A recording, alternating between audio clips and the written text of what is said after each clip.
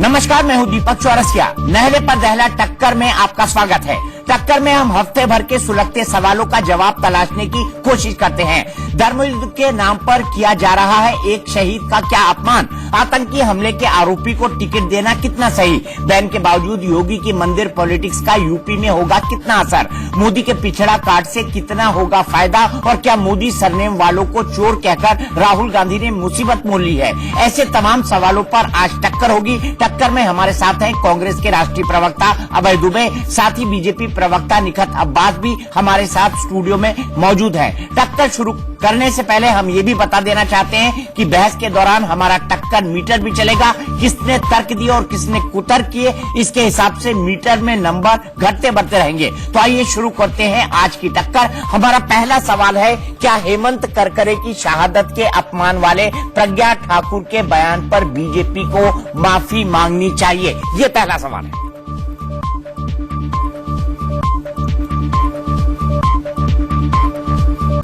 निखत, सीधा मेरा आपसे सवाल, क्या हेमंत करकरे इसलिए शहीद हो गए क्योंकि प्रज्ञा ठाकुर ने श्राप दिया था?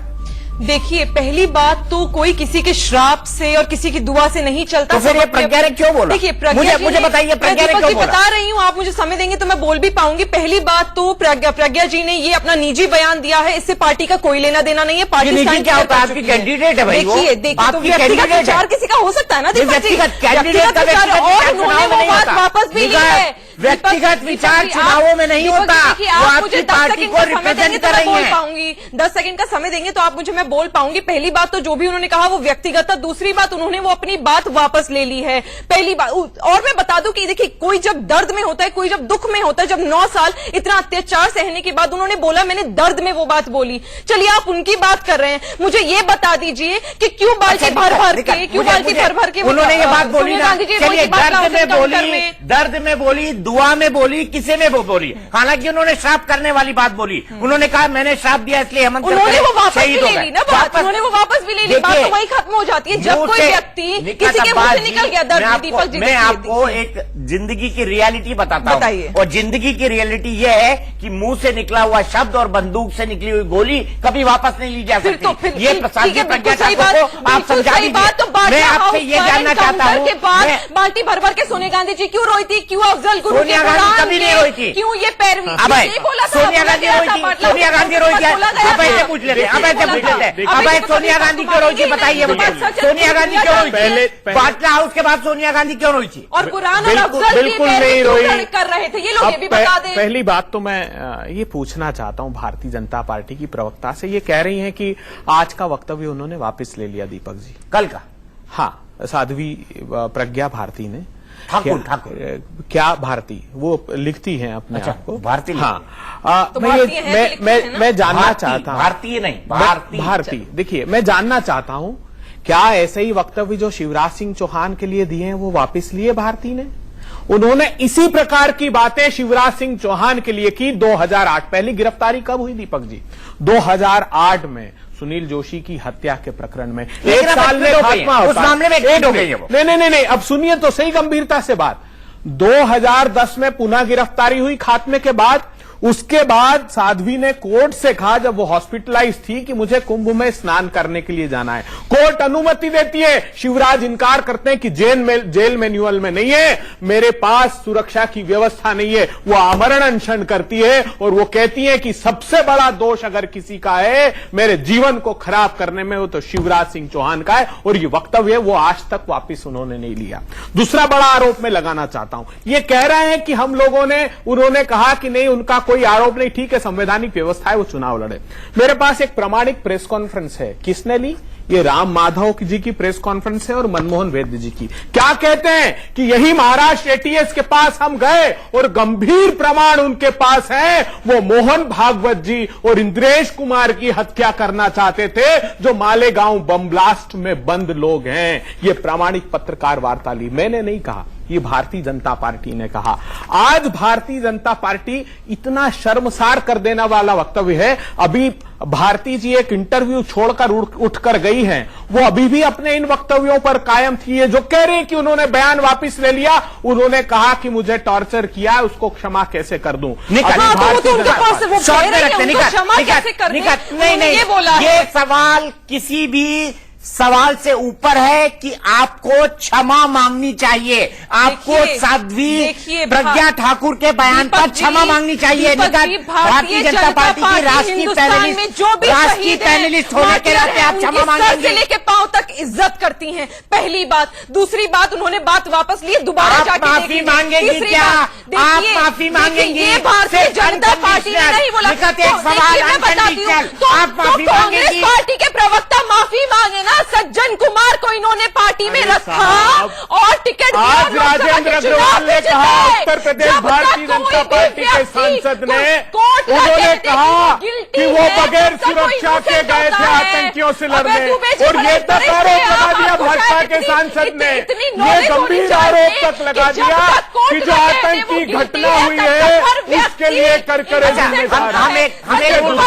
आपके दोनों में सुनिए, मैं आप दोनों को बता दूं, आप जितना निकात आप जितना सवालों के ऊपर बोलेंगी, आप दोनों जितना एक दूसरे के ऊपर बोलेंगे, हमारा जो टक्कर मीटर अभी चल रहा है, हमारा जो टक्कर मीटर चल रहा है निकात, मैं आपको खास तौर पर बोल रहा हूं, ये टक्कर मीटर आपको तुरंत माइनस में ले जाएगा, तुरंत नीचे ले जाएगा। ये जो टक्कर मीटर चल रहा है दोनों, ये दोनों के ऊपर निर्भर करता है। मैं आप दोनों स्वतंत्र हैं एक दूसरे के ऊपर बोलने के लिए। मेरे बयान का जवाब दीजिए, मेरी बात का जवाब दीजिए, मेरी सवाल का जवाब दीजिए कि क्या आप देश से माफी मांगेंगी आज? ये भारतीय जनता पार्टी ने नहीं बोला तो भारतीय जनता पार्टी को माफी मांगने की जरूरत नहीं है। पहली बात ये इसलिए क्योंकि हम पहले ही बोल चुके हैं और व्यक्तिगत विचार किसी का भी हो सकता है। कैंडिडेट का व्यक्तिगत विचार चुनाव में, कैंडिडेट का व्यक्तिगत विचार चुनाव में, आप मुझे ये बताइए दीपक जी, ये बड़ी यहाँ पर बैठकर दुआएं दे रहे हैं। सज्जन कुमार जी को तो इन्होंने टिकट भी दिया, लोकसभा का चुनाव भी जिताया, आज वो कहाँ है? जेल में है। क्या ये माफी मांगेंगे 1984 के लिए? क्या ये माफी मांगेंगे 1984 के लिए? जवाब दीजिए। अगर प्रज्ञा ठाकुर है तो सज्जन कुमार जी आप माफी मांगेंगे? आपसे सीधा सवाल। देखिए, भारतीय सनातन सभ्यता ने यही सिखाया, मैं माफी मांगता हूं। सोनिया गांधी जी, मनमोहन सिंह जी, दोनों ने माफी मांगी। 66 के लिए जो आपने इतिहास से प्रतिशोध मत लीजिए। जनरल डायर के लिए भी मांग लीजिए। माफी मांगिए, आप मांगिए ना, आपने क्या करा? अंतर होता है। इतिहास साक्षी है। मैं दुर्भाग्यपूर्ण बात है, प्रधानमंत्री देश का नैरेटिव ये क्यों सेट करना चाहते हैं नियोजित रूप से। इन्होंने एक आरोप लगाया कि मुस्लिम लीग के साथ कांग्रेस पार्टी ने वायनाड चले गए और काम कर रहे हैं। 2012 में नागपुर में मुस्लिम लीग के साथ राष्ट्रीय स्वयंसेवक संघ के कहने पर भारतीय जनता पार्टी ने सरकार बनाई। प्रधानमंत्री जी पत्र लिखते हैं इमरान खान को पाकिस्तान दिवस पर। जानती है पाकिस्तान दिवस क्या है? 1940 में लाहौर का प्रस्ताव फजलुल हक ने पढ़ा, उस फजलुल हक के साथ श्यामा प्रसाद ने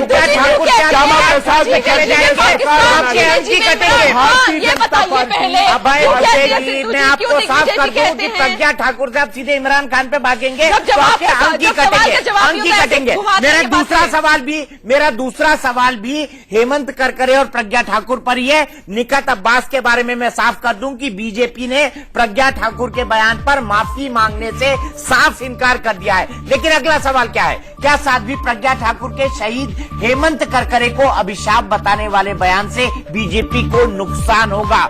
निकट देखिए, हिंदुस्तान की जनता जानती है कि क्या हो रहा है। वो भी ये भी जानती है कि जब कोई दर्द में वो ये भी जानती है कि प्रज्ञा ठाकुर को टिकट आपने क्यों दिया है। वो ये भी जानती है, जनता जानती है। मैं तो वो ये जानती है। यहाँ पर बैठकर आप हिंदू मुसलमानों में भेद कराना चाहती हैं। मैं तो कह रही हूँ मुंह तोड़ जवाब उन लोगों को जिन्होंने हिंदू टेरर कहा था, जिन्होंने भगवान आरके सिंह से पूछा एक बार आपके मंत्रिमंडल में, एक बार पूछ कर देख लीजिए आरके सिंह से।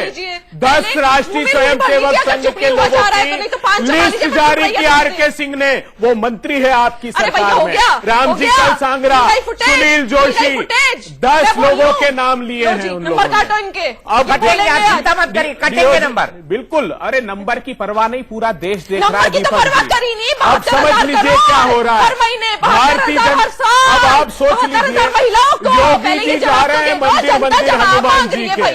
अब हनुमान जी ने कहा कि जिसने मेरे आराध्य के साथ षड्यंत्र किया मंदिर के नाम पर, उसे आशीष कैसे दे दूं। भारतीय जनता पार्टी ने हिंदू धर्म को अपनी सत्ता की सीढ़ी बनाया और आस्था के साथ हिंदू धर्म के खिलवाड़ की है। यह अक्षम्य अपराध है। इनके नेता हिंदू धर्म को धर्म नहीं मानते। ये पीपल्स रिप्रेजेंटेशन एक्ट 1951 का हवाला देते क्या हैं। बात है।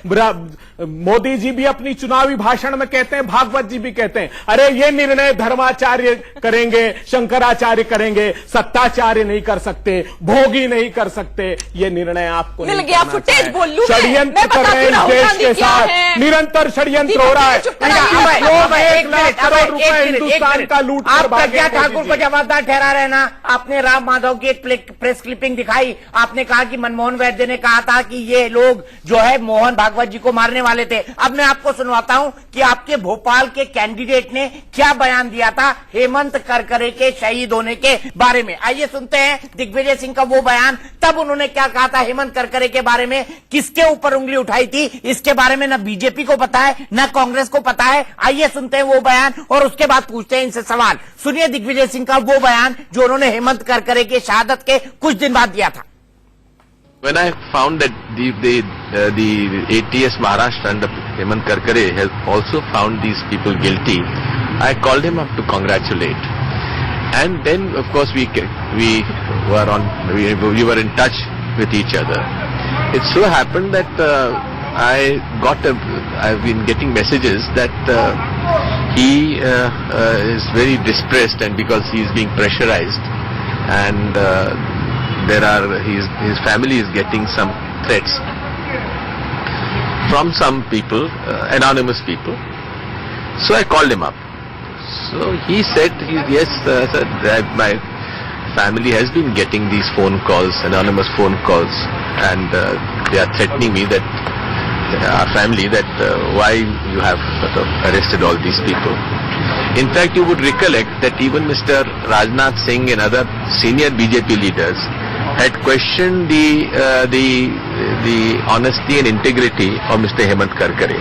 So I found him very depressed, and then 3.5 hours later this incident happened.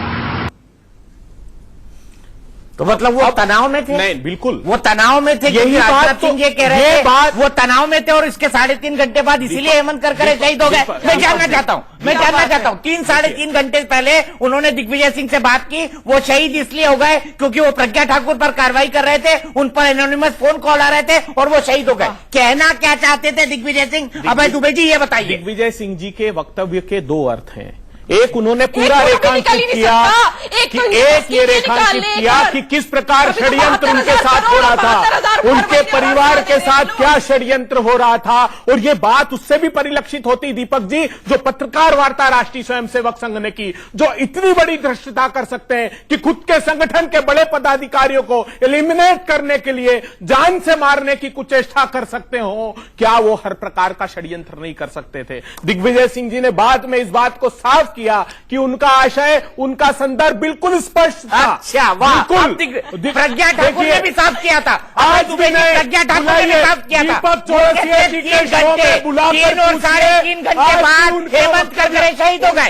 यही कह रहे ना दिग्विजय सिंह जी, यही कह रहे ना हेमंत करकरे 3 और 3.5 घंटे बाद शहीद हो गए। स्पष्ट हो गया। क्या कहना चाहते थे? जवाब दीजिए। बताओ मारना किसे कहते हैं? अभय जी देखिए, दीपक जी या तो इनको पान खिला के छोड़ जाएंगे। इनकी आदत है कांग्रेस वालों के पास जवाब नहीं होते तो ये हमारी आवाज दबाने की कोशिश करते। भैया आपसे ज्यादा नहीं चिल्ला पाऊंगी, मेरी बात सुन लीजिए। मैं बताऊं मारना किसे कहते हैं? 1966 में क्या हुआ था पता नहीं होगा शायद आपको। अरे भैया चुप हो जाओ 2 मिनट, हिम्मत रखो, बौखलाओ मत।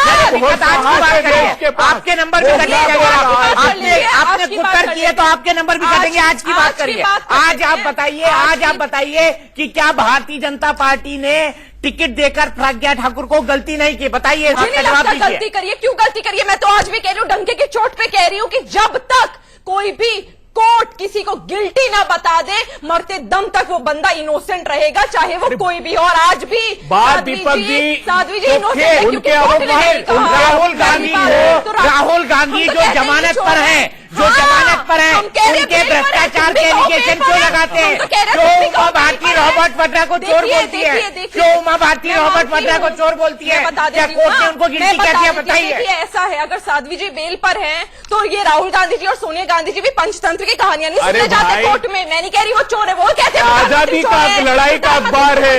मोदी जी ने जो षड्यंत्र किया है, आजादी के अखबार की देनदारी चुकाई है।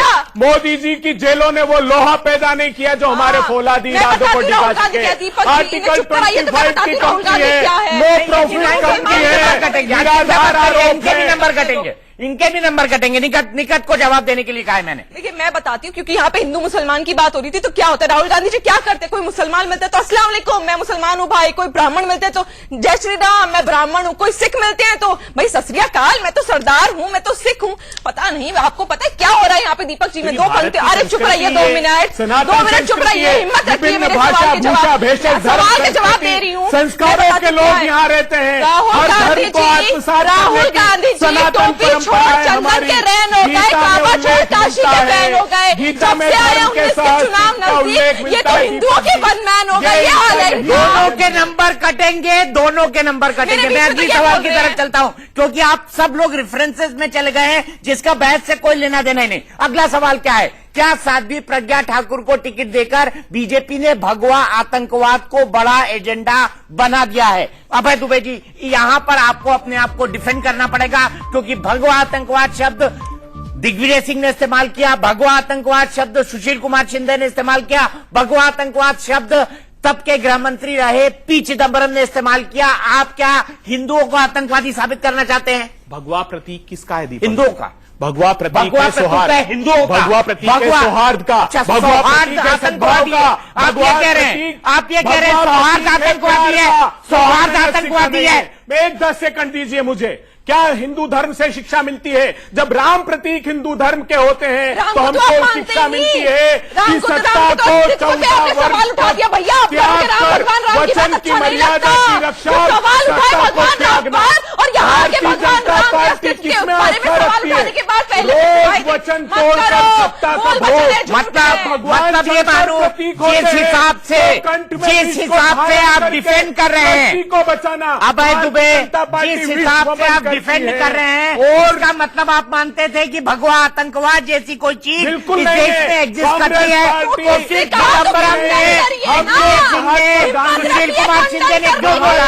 गांधी के राम राज्य की अवधारणा में विश्वास करते हैं। हमने तभी भारतीय जनता पार्टी की उस मानसिकता पर प्रश्न खड़ा किया जो हिंदू धर्म को सत्ता की सीढ़ी मानती है। भगवा आतंकवाद नहीं है कोई शब्द, बिल्कुल होता ही नहीं, होता नहीं है। उठता। तो सुशील कुमार शिंदे ने जो कहा, कुमार शिंदे ने कहा, अच्छा एक मिनट सुनिए, दिग्विजय सिंह का बयान सुनवाइए, दिग्विजय सिंह का बयान सुनवाइए, दिग्विजय सिंह का बयान सुनवाइए, दिग्विजय सिंह का बयान सुनवाइए। जितने भी हिंदू धर्म वाले आतंकवादी पकड़े गए हैं, सब संघ के कार्यकर्ता रहे हैं किसी न किसी।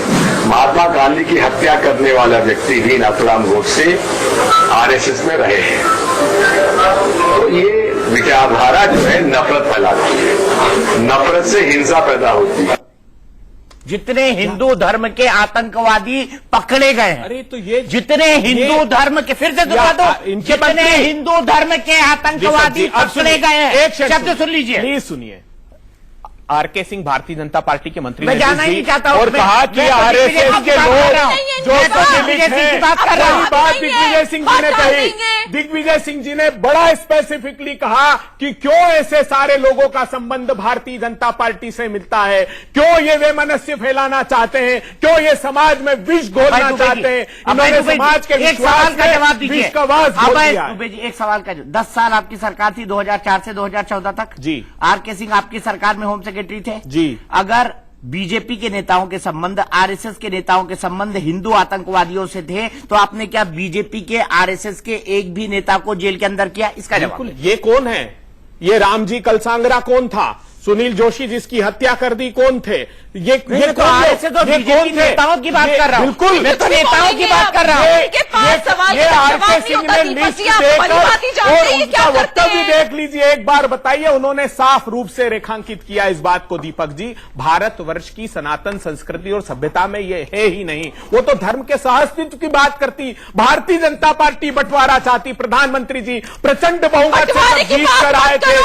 तब अपेक्षा दिग्गज क्या नेता की थी नेहरू देश भी से देखा आपसे गया, बंटवारा कि आप आपकी 2 पार्टी की करोड़ देन है। नौकरियों का और आज हिसाब भी देंगे polarization कर रहे हो। प्रधानमंत्री आज जी। भी जाके आपकी भिखारियों सत्ता की की तरह सत्ता के की नेता आप मांग विषय रहे से हैं, भटक मुसलमानों रहे से हैं, वो। आप विषय से भटक रहे हैं। नहीं, दीपक जी 2 करोड़ नौकरियों की बात पर आ गए ना। आप विषय पे रहिए, विषय पे रहिए। आपके पास जवाब नहीं है और लिखत आपके पास भी जवाब नहीं है। लिखत आपके पास भी जवाब नहीं है। जवाब हाँ, मैंने तभी तो जवाब दिया था, आपके सवाल का जवाब दिया। देश पूछिए। उत्तर चाहता है इन विषयों के।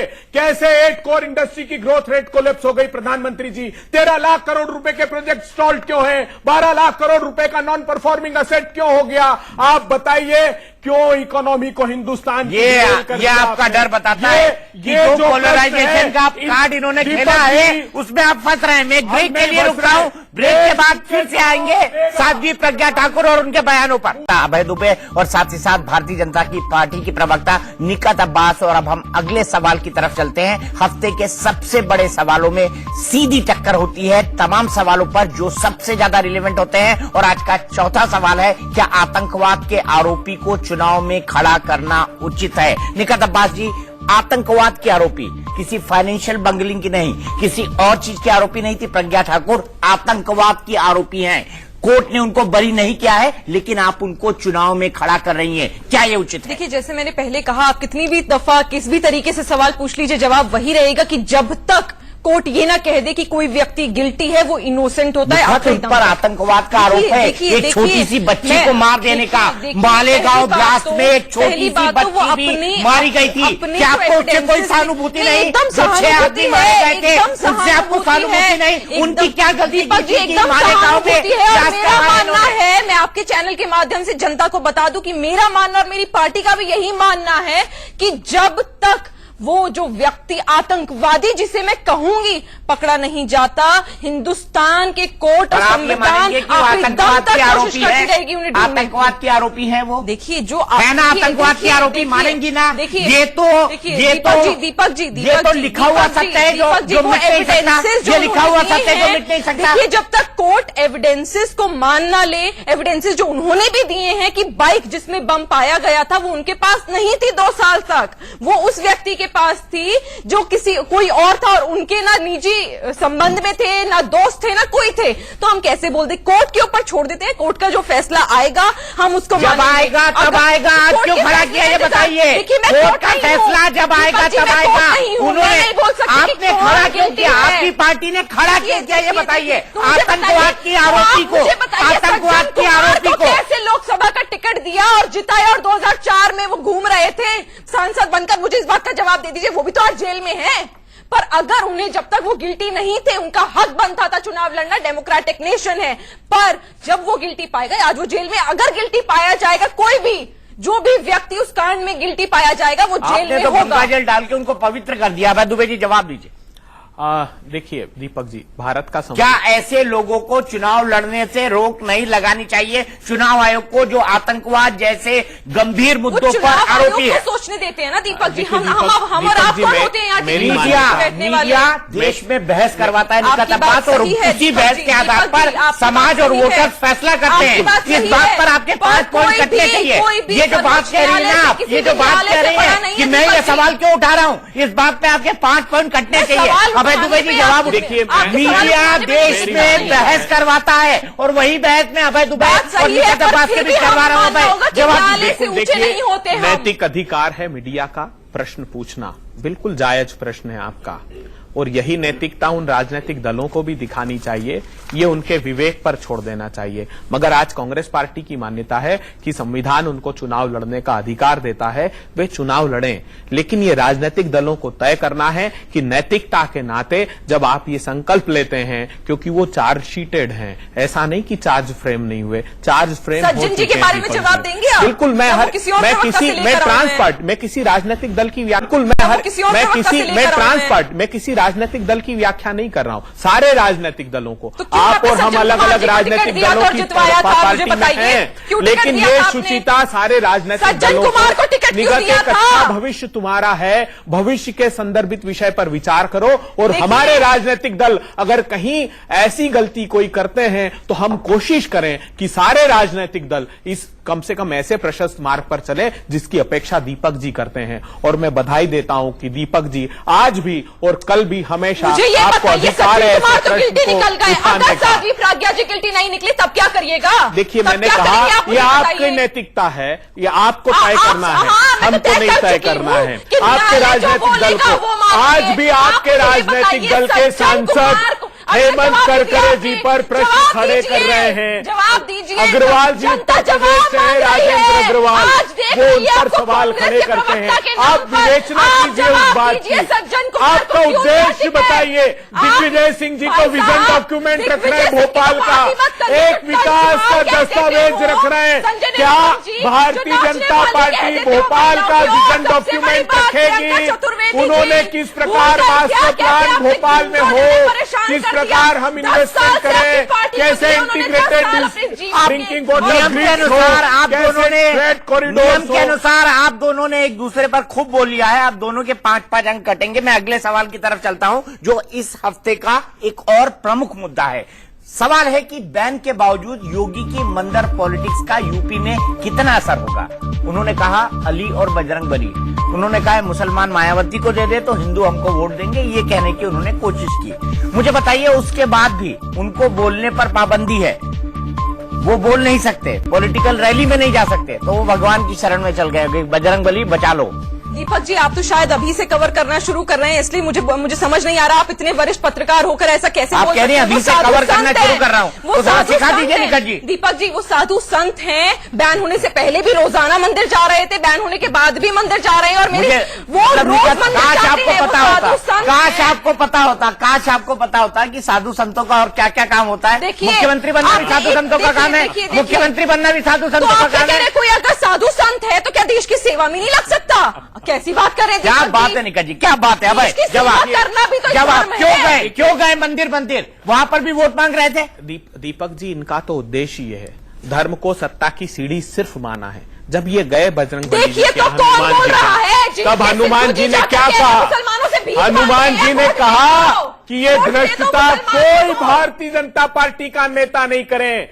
ये योगी जी और मोदी जी तो सत्ता के ऐश्वर्य के आडंबर में ठाठ से, और भगवान राम है टाट से। भगवान मुझे राम ये की बात मत बताइए, करिए, यहाँ भगवान पर राम आपकी ने, पार्टी ने उन्होंने अस्तित्व कहा को मेरे सत्ता आराध्य दिखाया था। भगवान राम को भगवान जो राम की छल बात ले, करने का उन्हें हक मेरे आपके द्वार पास नहीं आने का अधिकार नहीं है। ठीक है, तो आप क्या योगी सोनिया गांधी जी, जी ये ने जो मुखौटा पर्चा उतारिए। दिया था, आपने कि फिजिकल सत्ता है, इसी भगवान नाम राम पर उसका ली खंडन है। करते हैं। आपने क्या घोषणा उसका पत्र खंडन में कहा करेंगे आप? कि वे कि भगवान भावशाली राम का मंदिर कोई बनेगा। अस्तित्व नहीं है। अयोध्या आपकी तो पार्टी ने झांकी कहा था है, कि आप उस मथुरा बात का काशी खंडन बाकी करते है, हैं। तो यहाँ पर भोजशाला काशी की राम की बात करिए, वरना मत आर्टिकल करिए। 370, आर्टिकल 35 है। भारतीय जनता पार्टी की प्रवक्ता एक काम बता दे जो भाजपा ने हिंदू हित का किया हो सत्ता लेने के अलावा। भाई पहले साहब, सत्ता थी, देखिए, जब पूछो दिखाई इनसे देखिए, आज भी कि हिंदू बताइए मुसलमान कर जब रहे हैं, मामला और क्या न्यायालय में मुसलमानों है की जनता, तो आप मंदिर और क्या कैसे मुसलमानों बनाएंगे? की जनता को उन्होंने कहा ये कुछ सत्ता दे वो दीजिए, के लिए क्या कोई कर रहे हैं? न्यायालय अरे मेरी भैया, आस्था जब का मोदी फैसला सरकार नहीं कर काम सकती करती है ना, अच्छा, मुझे ये बताइए, जब प्रचंड बहुमत, मुझे ये बताइए, आप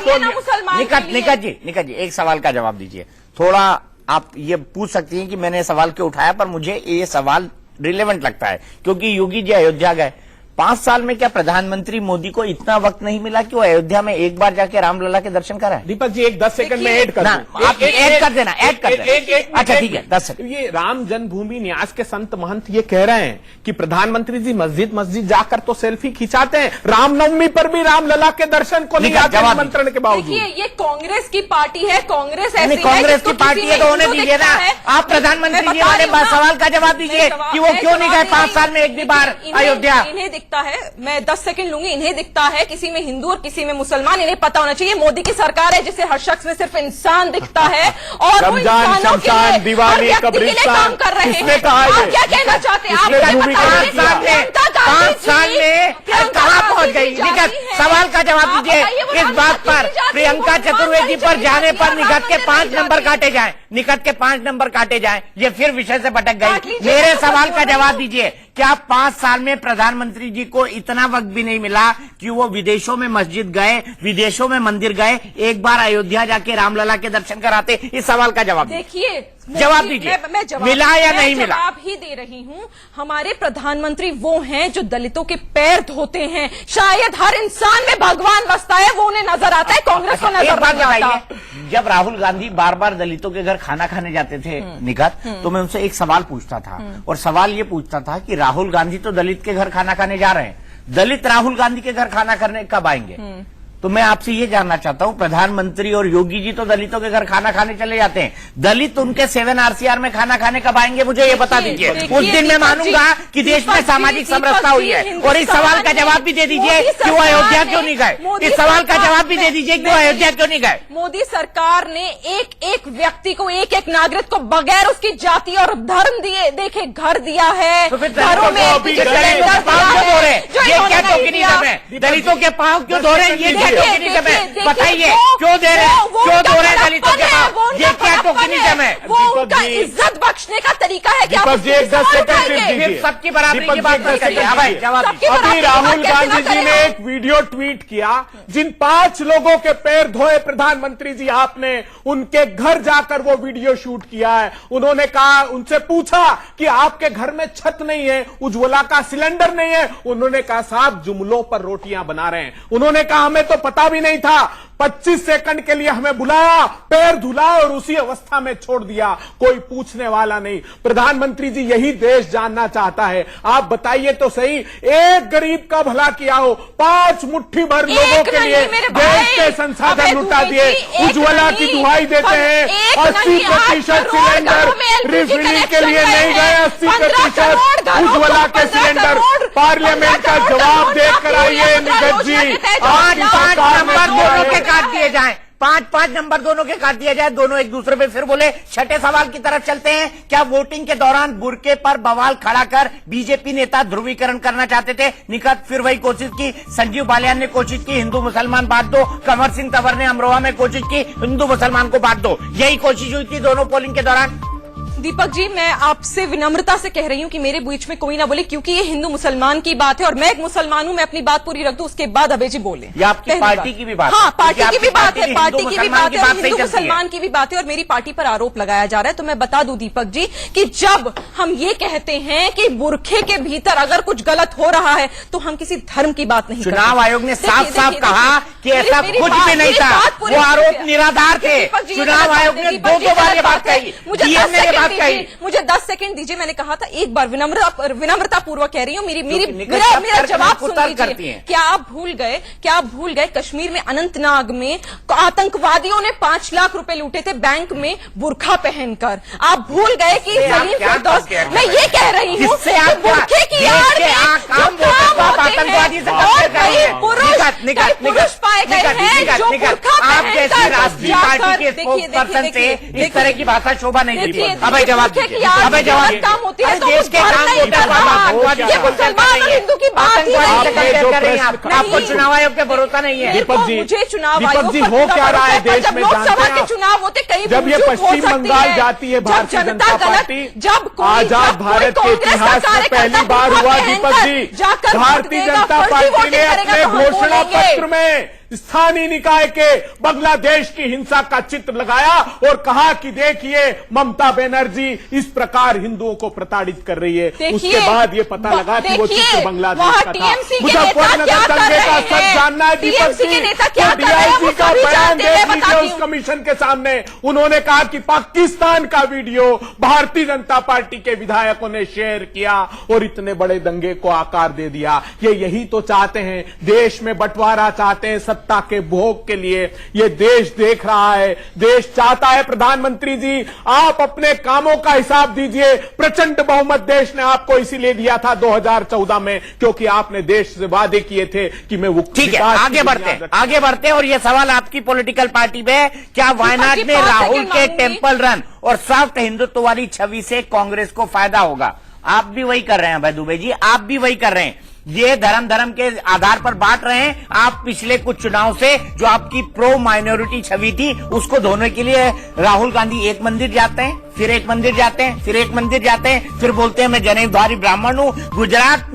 गुजरात चुनाव के अंदर जब उन पर आरोप लगे कि सोमनाथ मंदिर में एज ए माइनॉरिटी उन्होंने प्रवेश किया तो रणदीप को प्रेस कॉन्फ्रेंस करनी पड़ी कि वो जनेऊधारू हिंदू है। ये बताने की क्या जरूरत थी आपको? दीपक जी, आप देश के सबसे मूर्धन्य और बड़े पत्रकार हैं।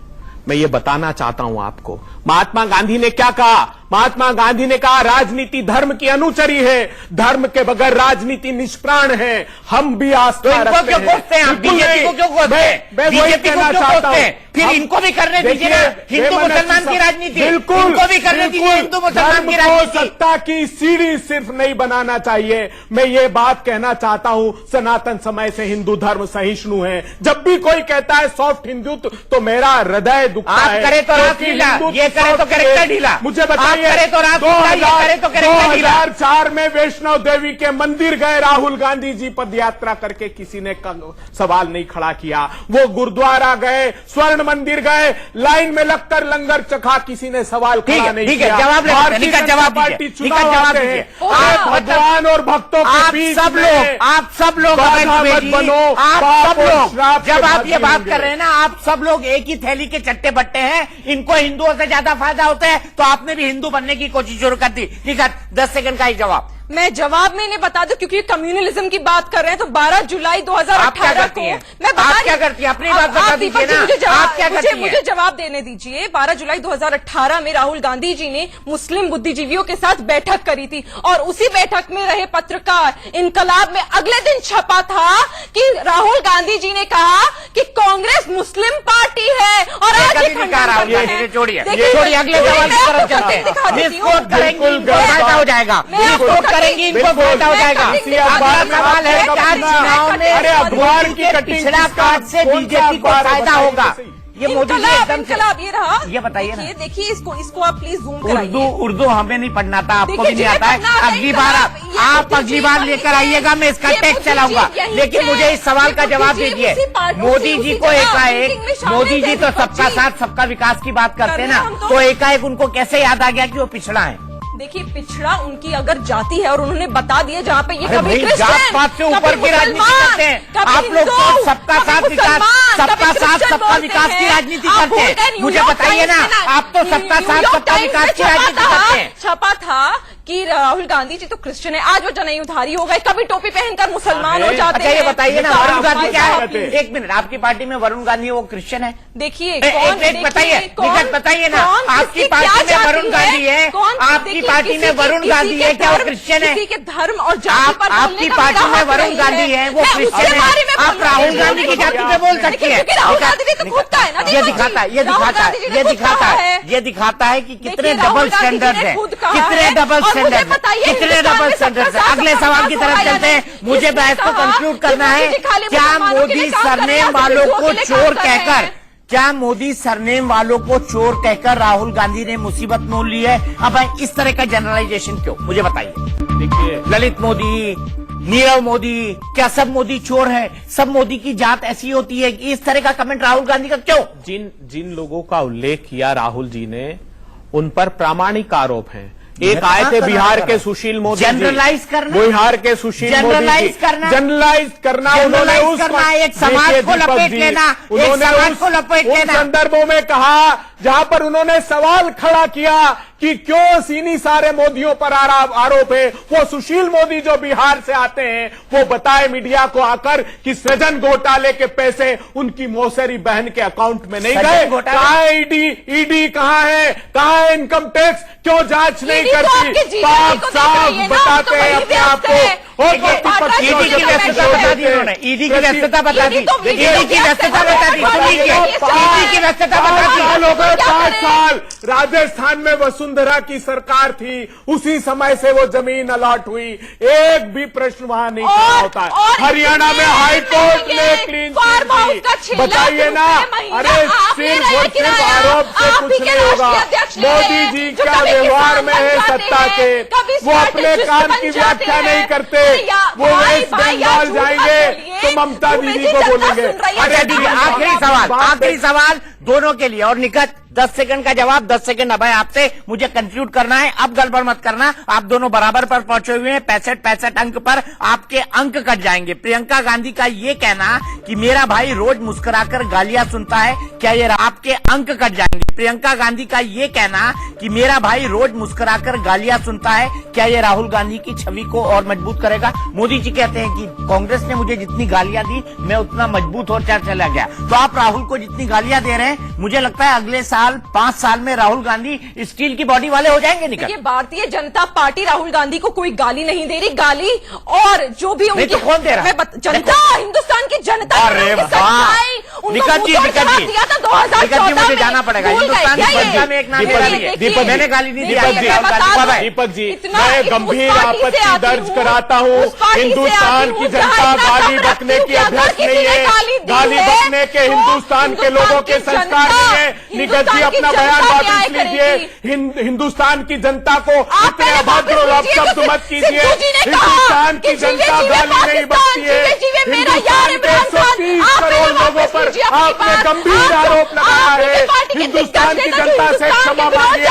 हिंदुस्तान के सनातन संस्कार है, हिंदुस्तान के संस्कार गालियों देने के नहीं है। हम तो अतिथि सत्कार के लिए वसुदेव कुटुंबकम के लोग हैं, हमारे संस्कार गाली देने के नहीं है। दीपक जी, भारतीय जनता पार्टी को क्षमा मांगनी चाहिए।